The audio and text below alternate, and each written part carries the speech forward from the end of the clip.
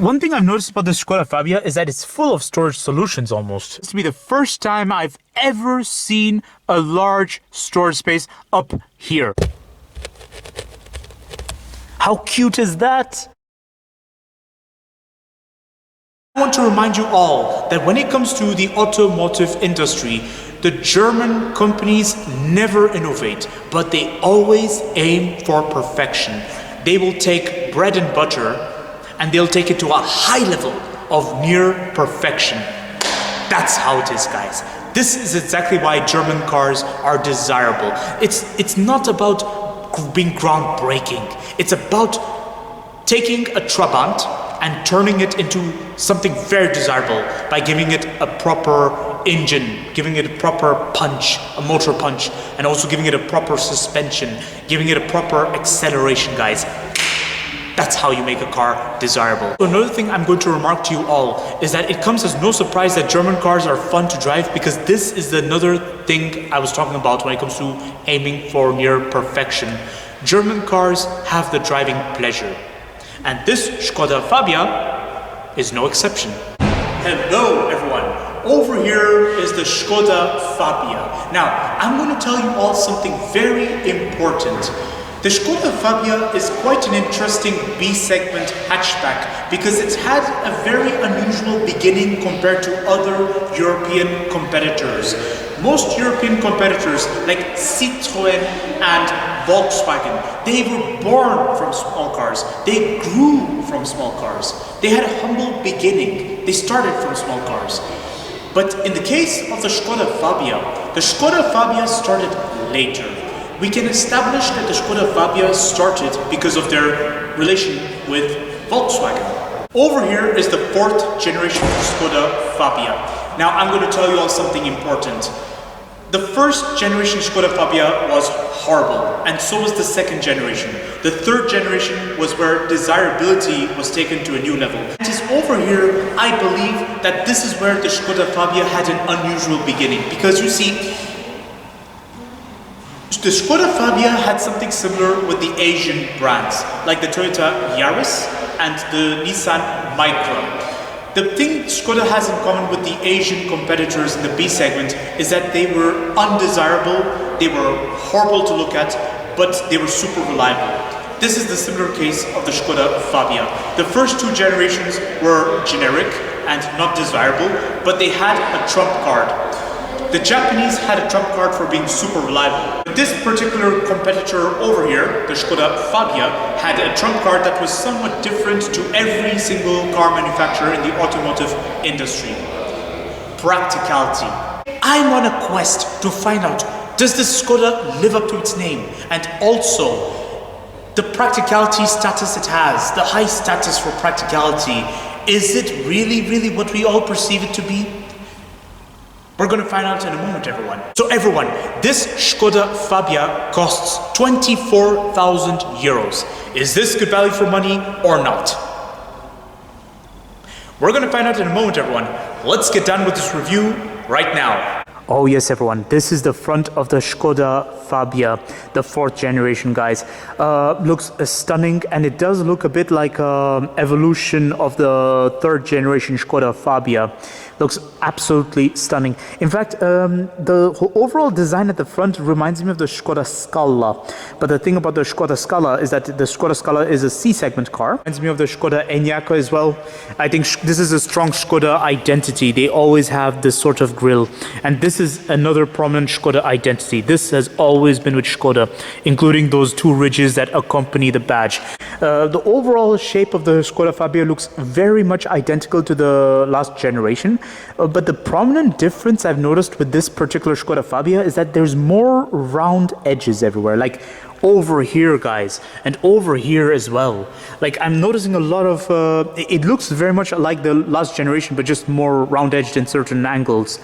Very interesting, because the last generation was all sharp edge, like this. You can see, this is what I'm talking about, sharp edges. Whereas this generation is just more aerodynamic speaking. Oh, and then this is another Skoda identity. Now over here, I see real differences compared to the last generation. This generation looks very much like a... To me, it looks like a downsized version of the Skoda Scala. which is interesting again. Those wheels look very nice, but they remind me of something I've seen on the Kodiaq. This is like a Skoda identity right here, guys.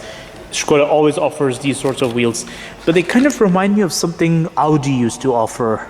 Because, you know, Audi is part of the Volkswagen group, so it doesn't come as a surprise that it may have some Audi influence or just similar designs, that's all. So whilst exploring the exterior of this Skoda Fabia, I have to confess I was very, very impressed. I really like the presentation over here, and you get an actual air vent right there and lightings over here. And this is what I love, because I've noticed that within the Volkswagen group, they have a tendency to have prominent proud plastic over here if you don't pick an option. This is the thing to remark about the Volkswagen group. They really insist you take more options. Otherwise, if you don't take those options, they just leave empty spaces. Whereas in the case of the Skoda Fabia, everything is occupied. But don't forget, this Skoda Fabia costs 24,000 euros. So there are some expectations, naturally. However, along with those expectations, I did notice some questionable aspects. And the first questionable aspect I'd like to remark is that the grille is very proud, but besides the pride of this grille, I've just noticed that there is prominent plastic over here. No air intake whatsoever, guys. The air intake is at the bottom right here, but at the top, there is no air intake whatsoever. And if you look into the grille, you see this quality right there, guys. It's very conspicuous, by the way. Another questionable aspect I would like to remark is the absence of parking cameras. Guys, I just also checked the front and I noticed something very, very questionable. Now, whether it's questionable or not, it can be debatable. But for a B segment of 24,000 euros, a camera would have been at least expected, along with front parking sensors. But at the front, there's no parking sensor, and at the rear, there's no rear parking camera. The only parking aid you get is parking sensors at the rear, and at the front you have to rely on the visibility from the driver's seat. Now, I have to confess, it is a common practice for B segment cars to have absence of front parking cameras and front parking sensors, but those B segment cars that have the absence of front parking cameras and front parking sensors are those that usually cost below 18,000 euros, or we're talking base versions or specs that are below the middle specs. But considering that this Skoda Scala is one of the high specs, and also considering it's 24,000 euros, I had some expectations. But again, now it's time to explore the interior of the Skoda Fabia. But before doing so, I'm going to remark to you all something I found a little bit questionable, and it's not only with this Skoda Fabia. I also noticed this similar thing going on with many Volkswagen Group hatchbacks. So we're talking the Volkswagen Golf as well had this similar problem. They have a habit for having doors which have a very sharp edge, and this is what I'm talking about. Their obsession for sharp edges is beautiful, aesthetically speaking.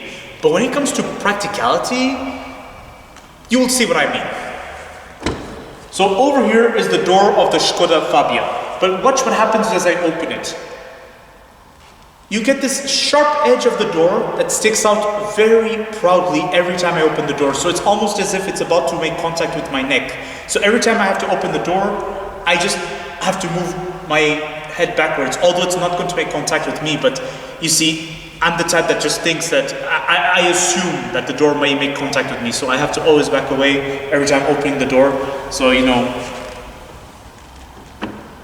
or something like that, you see. It's like it's always waving close to the face, so that's why the best way to open the door of the Skoda Fabia would be like this. You know, something like that. But I also noticed the similar problem with the rear door as well, and this is something the Volkswagen Golf prominently has. Many C-segment cars actually suffer from this problem, but the Skoda Fabia is a B-segment car that has this. Now this time, there's this edge of the door that sticks out very proudly. My hand is over here. Every time I open this door, it's almost as if it's going to make contact with my chest. So I have to somewhat back away every time I open this door. But whilst this is a questionable aspect, it does have an advantage as well. The biggest advantage it has is easy access to the rear seats. And similar principle applies to the front seats, guys. The doors may be sharp-edged, but they have a practicality, and that is ease of entrance. So it's debatable if it's questionable, but it's just something I thought I'd remark, guys. They have an obsession for sharp edges. So over here is the interior of the Skoda Scala, everyone. But before I talk about the interior in detail, I just want to talk about something very interesting that I noticed. How solid the door is. Like whenever you close the door, you feel like you're in a tank. Like, check this out. Listen very carefully. Once again. It's just very well built, guys. It's almost as if you're in a tank. It's like this car is very reassuring. It assures you that you are indeed in something safe.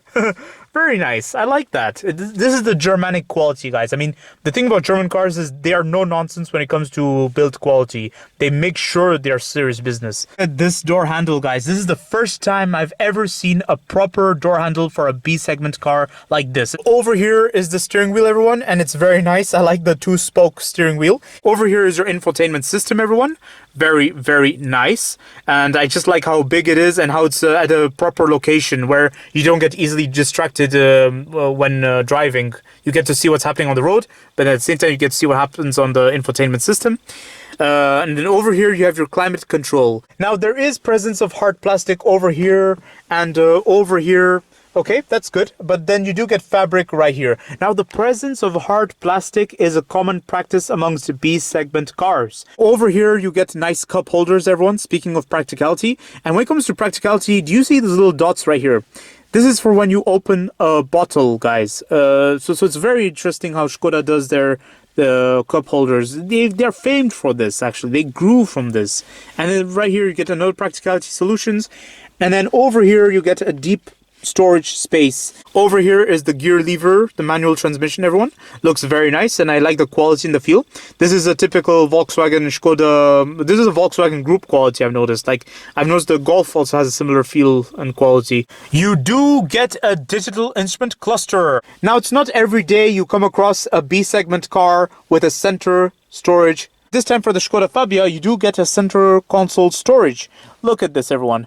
And you get a 12-volt socket in there. Now, the space in the central console storage is average for a B-segment car.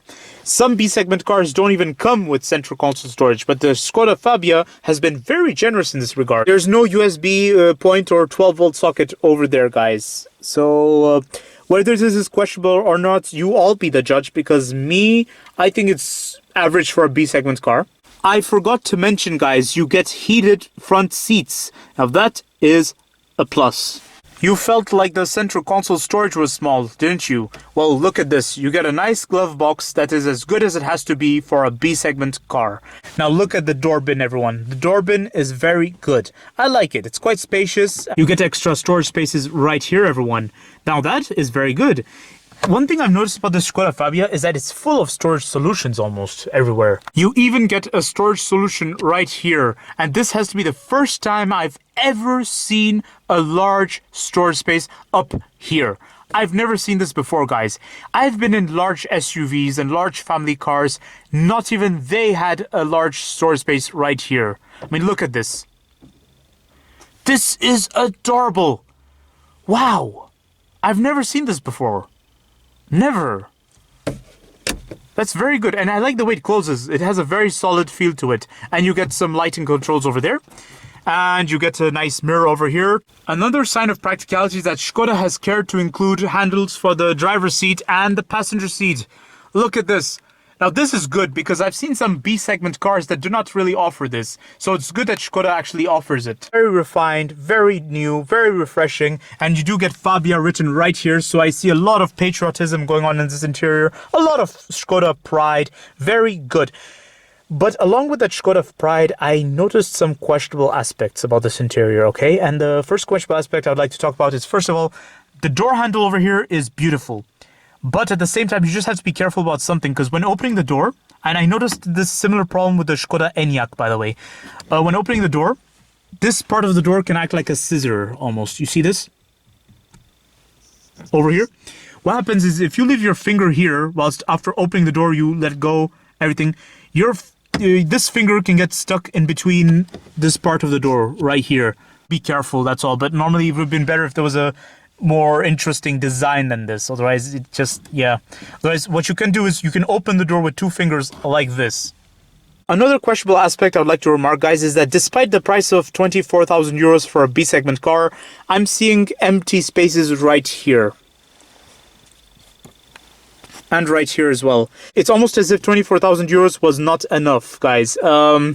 I've never seen this very much on B-segment cars. Usually B-segment cars tend to be one of the most interesting for budgeting.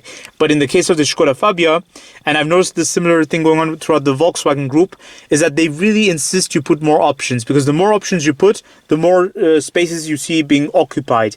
Whereas here, it's just empty spaces, which have no purpose whatsoever, guys. Another questionable aspect I would like to remark is that despite the price of 24,000 euros, the window controls over here and the mirror control, they look a little bit basic. Now, whether it's questionable or not, it can be debatable because this is a B-segment car. So for a B-segment car, it's okay if some things look budget. But then at the same time, 24,000 euros, guys, I would have expected maybe a bit more glitter, like perhaps some chrome touches at the edge or, you know, some premium feel. Something. Now over to the rear seats of the Skoda Fabia, everyone. Over here is the rear seat of the Skoda Fabia, everyone. I have a lot of leg room. It's quite good, although it's buried under the driver's seat. I have a lot of knee room, but it all depends on the seating adjustment of the driver seat. So there's a chance you will have limited leg room and limited knee room. Or there's a chance you'll have a limousine-like experience. So that all depends, guys. Now, I certainly do get a lot of headroom, guys. Look at this. Now that is epic. So you get air vents right here with no climate controls. Now, the absence of climate control is a common practice amongst B-segment cars, so I'm not even going to question it. Then over here you get rear seat pockets, everyone. Looks very nice. Beacon of Hope rear lights for the rear passengers, guys. And you get a handle right here and a nice coat hook right here. Now that is good. I like it. Door bin is as good as it has to be for a B-segment car. It's quite nice. Yeah, it's good. And then also this handle right here is interesting. It's quite nice. It's just plastic everywhere, guys. Questionable aspect I've already remarked is that there's no way a person can sit in the middle because there's this bit of storage space right here, which adds practicality, which is good. But then on the downside, no chance for a middle passenger. And then on the other hand, I just see hard plastic all over the door. There's no sign of squishy plastic or any fabric. It's just all plastic, despite the price of 24,000 euros. Over to the rear of the Skoda Fabia, everyone. And it is very spacious. In fact, the moment you look at the boot space, you will probably mistake it for a C-segment car because it's just so spacious. Now, I'm saying so spacious because I've seen other B-segment cars and they've had the boot space up to here. Okay? Here. But the Skoda Scala has a boot space up to there. So look at this.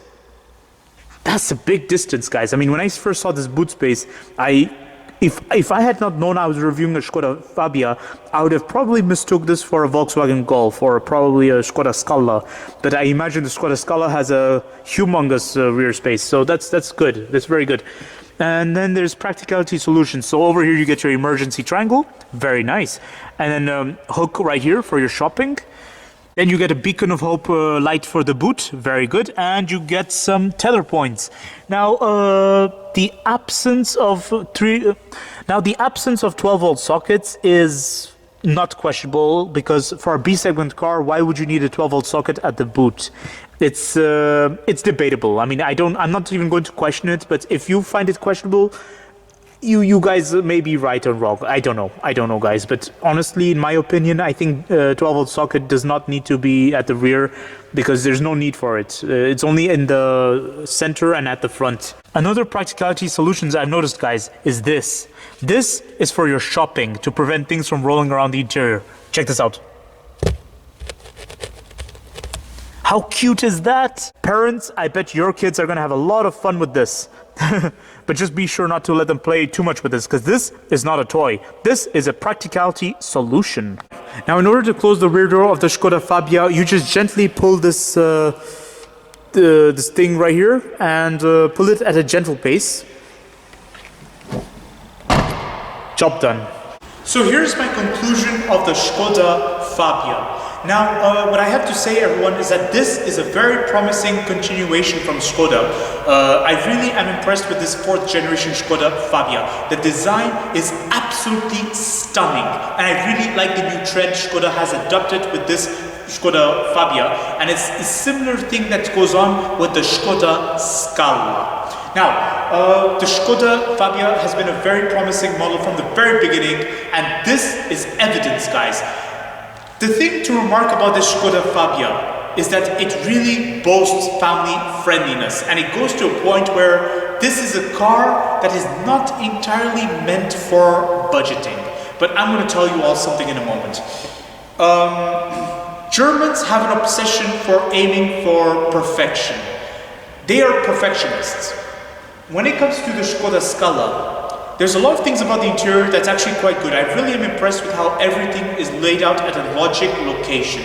They really stick to conventions. This is the Germanic aspect. When it comes to budgeting, this is where the mentalities clash. Alright everyone, for a price of 24,000 euros, is this Skoda Fabia good value for money or not? You know what I think, guys? I think the Skoda Fabia is okay value for money. I'm not about to tell you all that this is the best value for money, but then I'm not about to say otherwise. What I'm about to tell you all is that this is okay value for money because at the moment, competitors have some more interesting choices which have more equipment on board. For example, let me tell you all something about the Skoda Fabia. Something tells me that this Skoda Fabia is meant for a family. I was questioning myself, is this a Skoda Fabia or is this a Skoda Scala? Because it has the body of a B segment car, but the interior gives you the impression that you are in a C segment car. So, you know, it's very good the way Skoda has done it, and I'm very proud of Skoda in this regard. And the equipment list, like for example, the heated seats were good, and then also the way the interior was designed was very good, rich with identity. This comes as no surprise when it comes to European brands. European brands really excel at identity and safety. Rest assured everyone, judging by how solid the door was, I can tell you all that this Skoda Fabia is safe. There's no question about that. But what there is a question about is, well, despite the safety ratings and crash tests and everything, when it comes to parking aids, parking system, there's something a bit alarming about the Skoda Fabia, and that is, especially for a price of 24,000 euros, the absence of parking sensors at the front and the absence of parking cameras. This was something I found questionable. My opinion of the Skoda Fabia? Oh, I love the Skoda Fabia! I love this Skoda Fabia, everyone. You know why I love this Skoda Fabia? I love it because this is the birth of something different, guys. There's an evolution happening in the Volkswagen group. Now, gone are the days where their obsession was purely based on sharp edges. Now, they are evolving into something special. They've employed a lot of round edge theme on the exterior, and as well for the interior, they've employed a bit more liveliness.